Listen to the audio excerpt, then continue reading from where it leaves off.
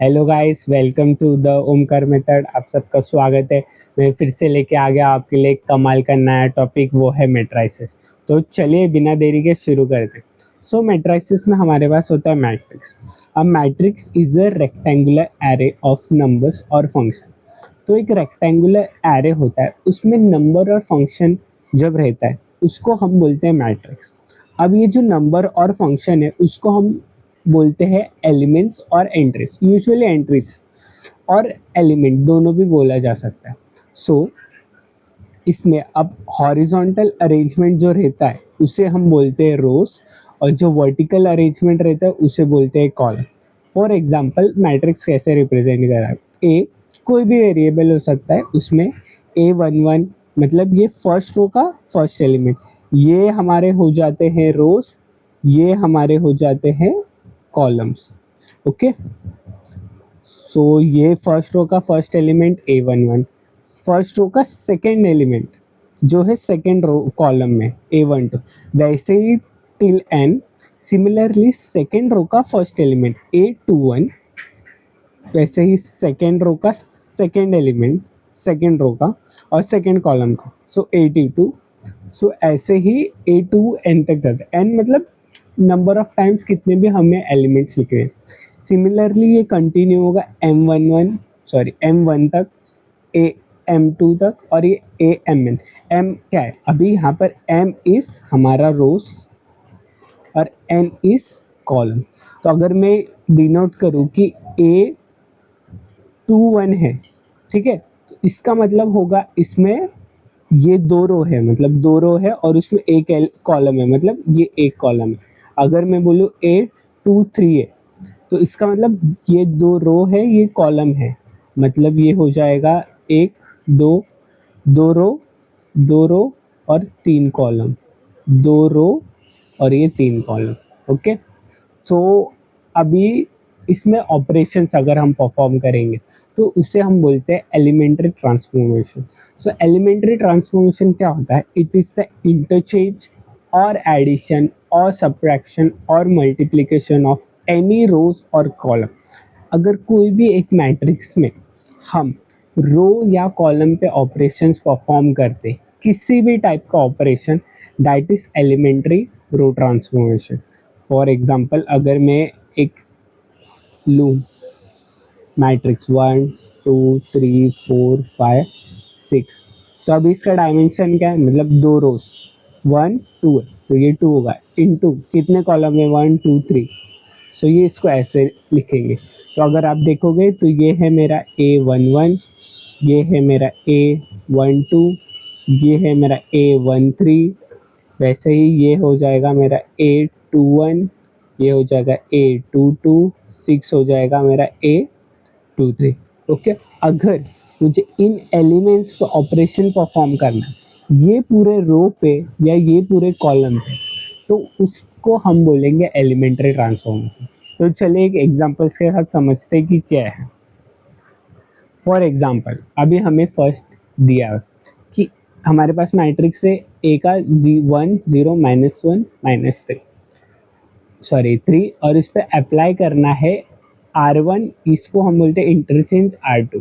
ठीक है, मतलब हमें जो रो 1 है उसको रो 2 के साथ इंटरचेंज करना है, मतलब स्वैप करना है।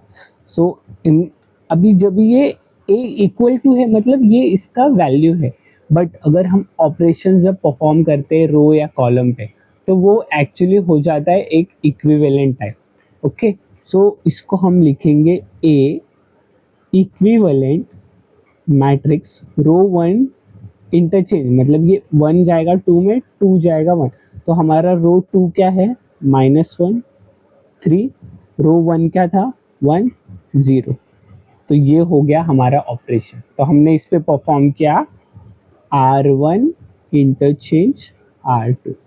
तो ये था रोज के लिए। सिमिलरली हम परफॉर्म करेंगे कॉलम्स के लिए, लेकिन अगर अगर मैं यहाँ पे लिख दूँ R1 पे हमको अप्लाई करना है 2R2, इसका मतलब जो R1 पे ऑपरेशन परफॉर्म होगा वो होगा ट्वाइस ऑफ R2 का जो value. Suppose this is multiplication, अभी यहाँ पर मल्टीप्लिकेशन फैक्टर आ गया। मतलब R1 का वैल्यू सपोज यहाँ पे इसका होगा ट्वाइस ऑफ R2। R2 क्या था, हमको R2 था -1, लेकिन ट्वाइस हो जाएगा। तो इसको अगर मैं ऐसे लिख सकता हूँ, तो R2 पे तो कोई ऑपरेशन नहीं परफॉर्म हो रहा है, तो वो वैसे ही रहेगा। लेकिन R1 चेंज हो रहा है ट्वाइस ऑफ R2 से, मतलब R1 था ट्वाइस ऑफ R2, R2 है -1, तो हो जाएगा -2। 3 है वो हो जाएगा 6, क्योंकि ट्वाइस बोला है। वैसे ही हम देखते कॉलम पे क्या ऑपरेशन होगा और मल्टीप्लिकेशन फैक्टर। तो हमें अप्लाई करना है C1 पे, दिस इज द कॉलम, वहाँ पे C1 plus twice of C3, मतलब C1 के प्लस और ये ट्वाइस ऑफ C3। तो इससे हम लिखेंगे इक्विवेलेंट टू R1 पे, सॉरी कॉलम 1 पे हमको ऑपरेशन परफॉर्म करना है, तो कॉलम 2 और 3 ये हमारा हो जाएगा C1 C2 और ये C3। तो C2 और C3 सेम रहेगा, तो मैं इसको ऐसे ही लिखता हूँ 0 3 2 4। ओके, C1 में C1 plus twice of C3, C1 क्या है 1 प्लस 2, तो C3 क्या है ट्वाइस, तो 2 हो जाएगा। वैसे ही C1 2 दिया है plus twice of C3, C3 क्या है 4, सो ये हो जाएगा हमारा इक्विवेलेंट टू 0 3 2 4, ये तो सेम ही लिखा। ये 1 plus 4 2 plus 8 which will be equivalent to 5, और ये 5 2 10 0 3 2 4। So this is our answer after performing this elementary operation. तो चलिए एक एग्जांपल देखते हैं जिसमें हम रो ट्रांसफॉर्मेशन भी कर रहे हैं, कॉलम ट्रांसफॉर्मेशन भी कर रहे हैं। सो हमें दिया है ये वाला मैट्रिक्स में 1 -1 3 2 1 0 3 3 1। उसमें परफॉर्म करना है पहले apply 3 of R3 and then 3 2 plus 2 3 2 C2। So पहले हम ये परफॉर्म करेंगे अप्लाइंग 3R3, तो मेरा मैट्रिक्स हो जाएगा A इक्विवेलेंट टू रो 3 को 3 से मल्टीप्लाई करना है सिंपल, तो रो 1 मेरा सेम रहेगा, रो 2 भी सेम रहेगा, थ्राइस ऑफ 3 3 ज़ा 9 3 3 ज़ा 9 3 1 ज़ा 3, ये हो गया। अभी मुझे करना है applying C3 plus 2 of C2, ठीक है। तो सिंपल करने के लिए, ताकि कैलकुलेशन मिस्टेक ना हो, जो रो पे हम परफॉर्मेंस नहीं कर रहे कोई भी ऑपरेशन का, उसको एज इट इज लिख देने का पहले। जैसे C1 और C2 तो सेम रह रहा है, तो 1 2 9 -1 1 9। Okay, 3 plus 2 3 plus twice of, तो 2 of -1 0 plus twice of C2 का वैल्यू 1, 3 वैसे ही रहेगा प्लस ट्वाइस ऑफ C2 का वैल्यू 9। ओके, सो अगर मैं इसको सॉल्व करूँगा तो ये हो जाएगा मेरा मैट्रिक्स 1 2 9 -1 1 9।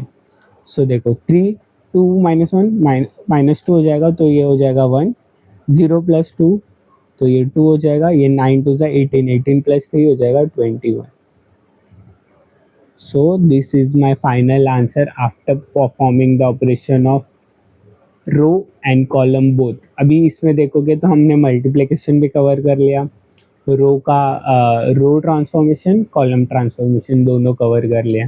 वैसे अगर इधर माइनस रहता तो सिंपल हम माइनस का साइन चेंज कर सकते थे।